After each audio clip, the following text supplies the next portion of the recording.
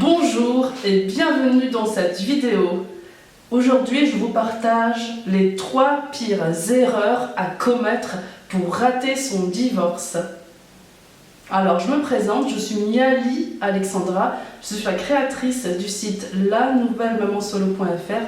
C'est un site qui a pour rôle d'aider les femmes et les hommes à rebondir après une séparation ou un divorce.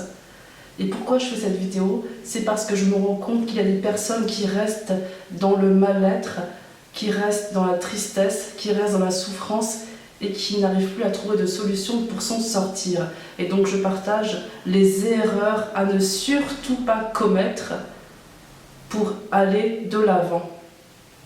Alors, premier conseil, et ça je l'ai remarqué surtout auprès des mamans, c'est que si vous voulez rater votre divorce, ne prenez pas soin de vous.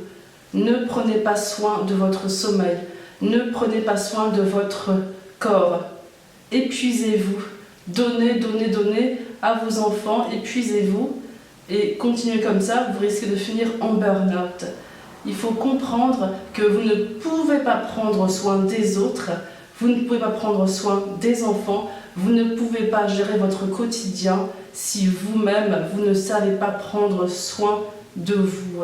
Et le risque, en fait, en se laissant aller, c'est que vous allez accumuler de la tristesse, vous allez déprimer, vous allez peut-être même tomber en dépression, et vous risquez même de perdre votre travail, et vous risquez aussi de ne pas bien vous occuper de vos enfants. Donc la première chose, c'est penser à vous, parce que si vous ne pensez pas à vous, personne ne pensera à vous, et vous allez vous noyer, vous allez vous épuiser.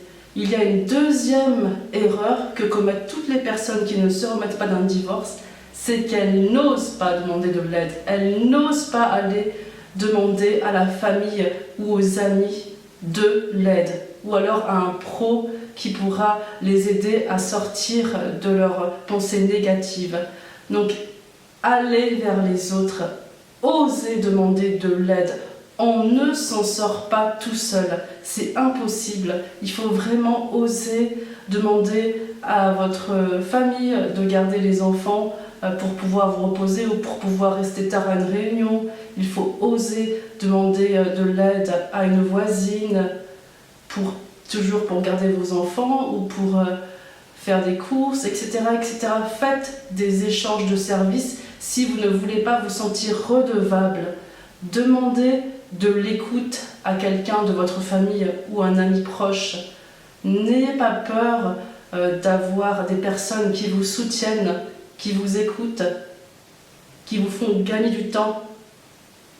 C'est super important de ne pas se sentir seul, parce que si vous n'osez pas demander de l'aide, vous risquez de tomber dans le burn-out ou vous risquez de vous isoler.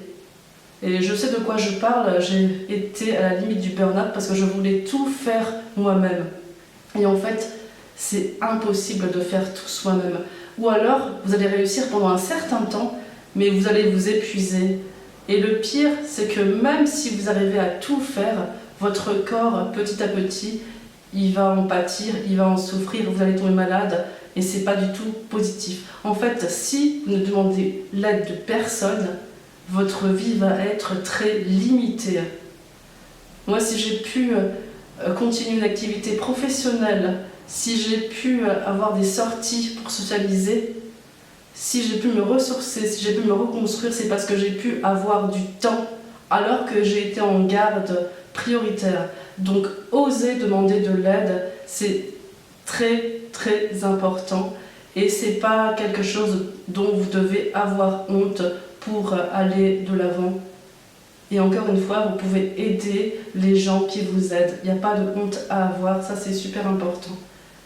Et quelque chose aussi qui est super important pour être plus serein ou sereine au quotidien, c'est avant la séparation, avant le divorce, il faut absolument que vous ayez une vision claire de vos finances.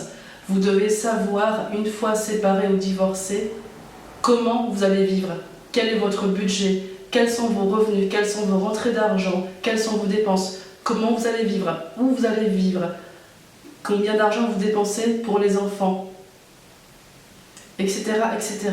C'est important parce que si vous ne faites pas ce travail, vous allez être dans une situation d'insécurité, vous ne serez pas du tout quelqu'un qui pourra dormir tranquille. Et en ce moment, vous avez besoin d'être quelqu'un qui puisse dormir un minimum assez bien. Donc tout ce qui est finance, vous devez absolument sécuriser cet aspect-là et vous assurer que vous n'allez pas finir les mois dans des conditions très difficiles. Donc allez voir un avocat, allez voir un notaire, allez voir une assistante sociale, mais n'allez pas dans une vie où en fait vous ne savez même pas comment vous allez en sortir financièrement. Si besoin, si vous n'avez jamais travaillé, réfléchissez à trouver une activité professionnelle, formez-vous, mais planifiez votre nouvelle vie. C'est super important. Voilà, j'ai fini avec les conseils. J'espère que ça vous a aidé. N'hésitez pas à me poser des questions dans les commentaires. Et puis, si vous voulez aller plus loin, si vous ressentez un besoin de vouloir être accompagné pour surmonter votre divorce, je reste à votre disposition à travers une ou plusieurs séances d'accompagnement pour être plus épanoui au quotidien, aussi bien personnellement que dans votre vie de famille, de chef de famille. Voilà, merci de m'avoir écouté et je vous dis à très bientôt. Au revoir.